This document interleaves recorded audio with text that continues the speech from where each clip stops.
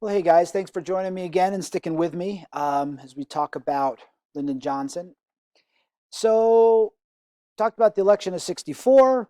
Johnson wins in a landslide. And what that does is it gives him what we call a mandate. He's won this election by a huge margin. Democrats have majorities in the House and the Senate. Clearly, people are on board with what he's doing. That's what elections tell us. And so, what that tells Johnson is like, yeah, okay, I had this idea to expand the size of government, to create more policies, to help regular people, to provide more opportunities.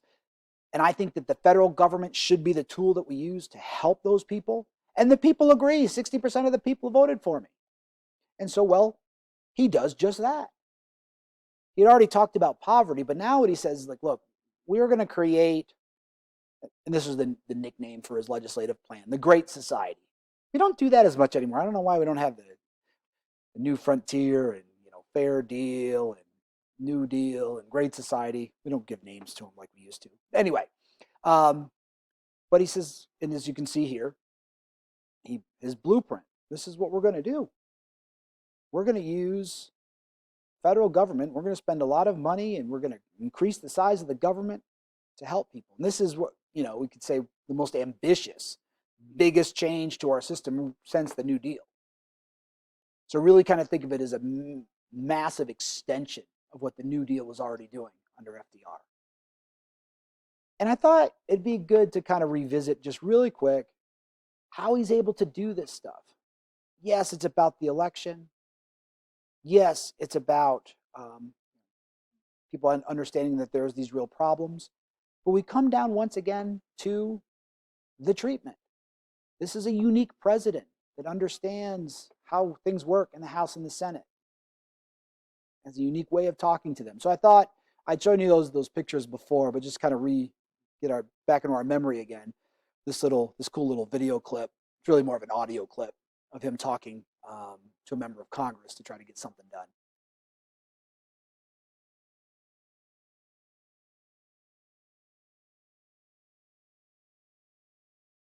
How's my friend? Fine, Adam. What the hell's been happening to your committee? I thought you told me 2 months ago that you were going to pass a bill for me. That's right. Well, what happened? All hell has broken loose because... Well, what the hell are you blackmailing me on a $400... Well, the hell you didn't. You on a $400,000 appropriation for you. We couldn't pass $1,200,000,000 for school kids. Now, you know I'm for you, and you know that I'm going to help you any way I can. I've got nothing to do with what you're doing in the House investigation, but you've damn near defeated the best education bill I've got, and I hope you're going to be proud of it. No.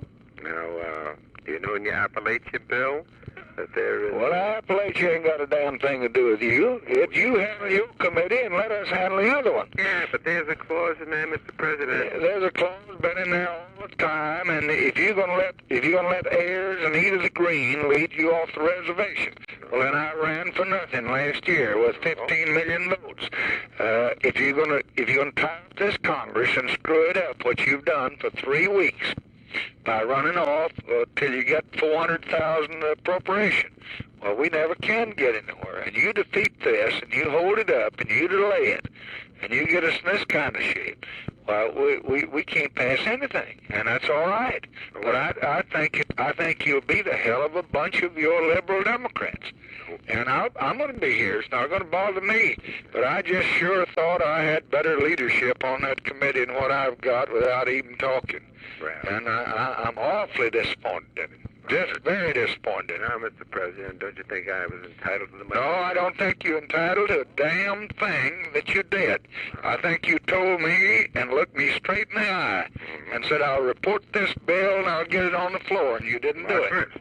And you did not do it. It's March 1st. I told you. No, you didn't say March. Oh, hell no, you didn't say the March 1st. You told me you were going to do it. And then you ran off for 3 weeks, and they couldn't even locate you. I asked the speaker to call you and tell you that this was serious, and this is bad. This is the thing we ran on all over the country. So what you guys can see there, even if you don't really can follow, it's hard to follow the actual politics of what's happening, but just how he didn't let the other guy talk at all. The other guy didn't seem to have a chance in this conversation. How he clearly Johnson was anticipating what the congressman was about to say, and that's what he would do, and then eventually get what he wanted. So, all right, so the Great Society, what was he able to do? And I'm just going to kind of go through these just to give you guys a general idea of what the Great Society did. And in many ways, think about a lot of the stuff that's still in place today. Because in many ways, what Johnson was able to do in domestic policy, it's interesting he's not as well known as a president to a lot of younger people. People have heard of JFK because he was assassinated. But in terms of effects on your daily lives, Johnson, as a president, was much more kind of influential than Kennedy was. So, healthcare to the poor and elderly. So, for example, you've probably heard of Medicare. So, when you hit retirement age, you qualify for government healthcare, Medicare, Medicaid. If you can't afford healthcare, you can apply for Medicaid, which is partially funded by both the states and the federal government. School lunches. So, if you get people today get free or reduced lunches in schools. So you have these nutrition programs, all enacted, you can see, within about a year of each other. Hugely important and controversial. Medicaid is a very costly program. I wonder if that's really the best idea, but it's still there. Medicare is actually much more popular. You hear a lot about that, but this is all enacted during the Great Society. Increased funding for public education. Because remember, if you care about poverty, we need to be healthy. With nutrition, you've got to be fed. And now we need more money to help with education. What about people that drop out? Let's get more money to help with adult education, to provide more opportunities for those. Let's provide more opportunities to help get kids into college if they can't afford it. Scholarships with really low interest rates, so it's easy to pay back. Or loans with low interest rates, sorry. Support for scholarships. Work study programs, so when you go to college, you can just, the school will give you kind of this easy little job. You still have them today to make a little money while you're there. All that stuff requires funding, and that's what the Great Society was doing. Head Start that we mentioned before. Infrastructure in the cities, roads, bridges. So think about that, again, that war on poverty. But here we can look at the Job Corps and education within the city to help build up those cities, many of which are kind of crumbling, especially inner cities. Housing programs to get more affordable housing for people.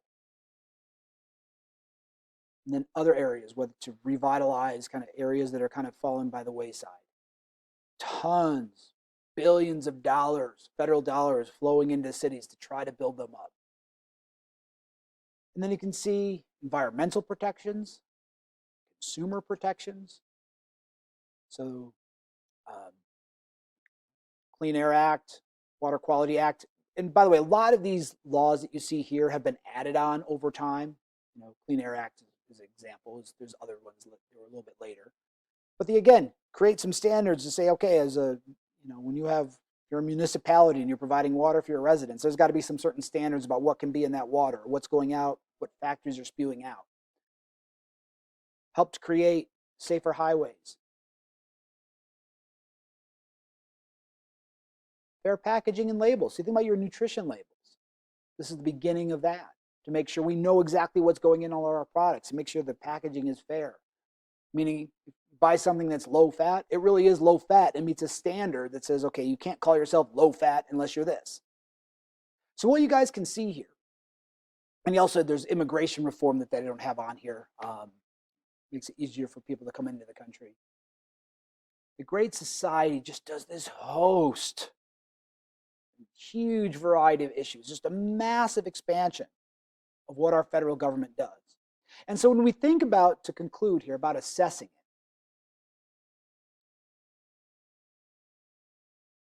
it, number one, understand they still exist today. Now, depending on your point of view, that's either a good thing or a bad thing. But the fact of the matter is that they're really influential. These things made a difference in people's lives. We've been re-upping these programs to still be around today. So this is why we need to talk about Johnson so much. He was instrumental in creating this massive growth of our federal government. But understand, to this day, this is a source of controversy. You can usually see it as a partisan split. Democrats even today, will argue, okay, these are the programs, these aren't just good, we need to expand them, right? Today, we talk about healthcare. Let's do Medicare for all, not just older people. This is what provides economic opportunity. We need the federal government to invest in cities. We need the federal government to invest in education. Not just help for some education. So today, a lot of people say we should have free, first 2 years of college should be free, like public school. This is the way to get economic opportunity. And so, especially Democrats or liberal Democrats today would say, yeah, Great Society was fantastic. And in fact, the problem is it didn't do enough, is what they would say. On the other hand, conservatives then, conservatives now would say, no, the Great Society was essentially a disaster. It cost way too much money. We're becoming too dependent on government. It's creating a different type of culture on poverty, where now when you're poor, and this is the argument that becomes really big, especially in the 80s, is that there's all these different services helping you out. You don't have any incentive to work hard and get yourself out of poverty. That the answer isn't the federal government to do this stuff, that states and localities should be doing this work. The argument that they made then, argument that they make now. And it's interesting, this is just one measure to think about, okay, was it really successful? But I love this one because you can really see how tricky this argument is. If you want to use your measurement of poverty, all right, so if the Great Society was successful, poverty should go down. All right, well, this is where it all gets going. 64. Was it successful? You can see how you can go either way on this, right? Especially if you started, like if you covered up all this here and you just started the graph here, you're like, oh yeah, it was great, look at it. But it was already coming down. Did the war on poverty make sure it kept coming down? If it wasn't for it, would it have gone back up again? Would it have gone down steeper? You can see it flattened out. It's only very recent. I'm sorry, this only goes up to 2012. But over the last 5 years, so starting the last year or two of Obama and then into Trump, poverty actually goes down considerably.